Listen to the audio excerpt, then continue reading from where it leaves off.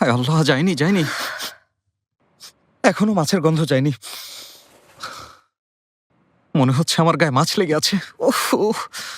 Fati, তুমি এমন করছো কেন? মাত্র একদিনই তো মাছ ধরতে গেলে আর ভাব দেখাচ্ছ যেন 1 বছর পর ফিরেছো। দেখো জেনেব, একটা হেল্পার আর জামাই হওয়ার মধ্যে পার্থক্য আছে। আমি তো আমার যথাসাধ্য চেষ্টা করছি। হেসো না। ব্যথা করছে। তোমার বাবার কথা মতো নাচতে গিয়ে পা ব্যথা হয়ে গেছে।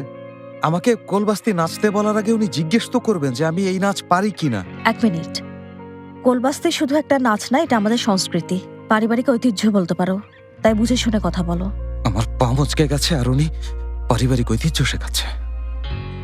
অনেক ব্যথা করছে? অনেক। তার উপর আমাকে দিয়ে ভারী বাক্সটা নিয়েছেন। আমার কাছে মলম আছে, তোমার পায়ে লাগিয়ে ব্যান্ডেজ করে দিই, কাল সকালের মধ্যেই দেখবে ঠিক হয়ে যাবে। তাহলে দিয়ে দাও, খুব ব্যথা করছে।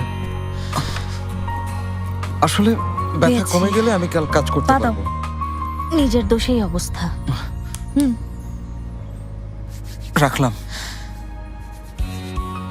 এখানে নাকি? হ্যাঁ হ্যাঁ, এখানেই ব্যথা।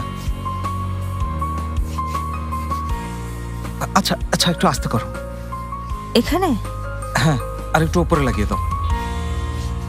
আইগ্যাস ইউনাইটেড নিশ্চিত করে সারা দেশের নিরবচ্ছিন্ন এলপিজি সরবরাহ। ঠিক আছে। এখন ভালো লাগছে। আর একটু উপরে মালিশ করো। ও আহ আহ, ভালো লাগছে। সাবাস, সেভাবেই স্বামীর সেবা করে যেও।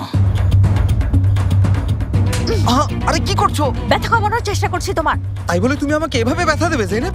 উল্টো পাল্টা কথা বলার সময় মনে ছিল না? দেখো, পা খুব ব্যথা করছে, তোমার সাথে ঝগড়া করতে চাই না। তোমার পা মালিশ করতে মনে হয় আমি বসে আছি। এই যে মলম, এখন নিজেই মালিশ করে নাও, ঠিক আছে? আচ্ছা ঠিক আছে, ধন্যবাদ। স্বার্থপর মেয়ে কোথাকার। তোমার কারণে আমি এসব সহ্য করে যাচ্ছি, আর তুমি শুধু আমার সাথে এমন করছো।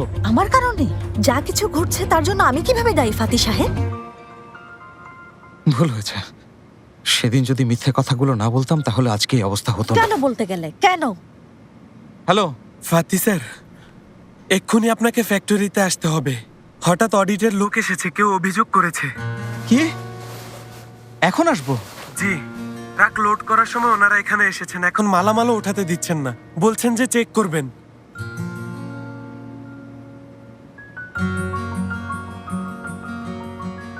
আল্লাহ, আমাকে মেরে ফেলো, আমাকে তুলে নাও তুমি।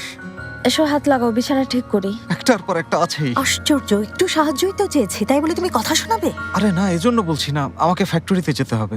এত রাতে? হ্যাঁ,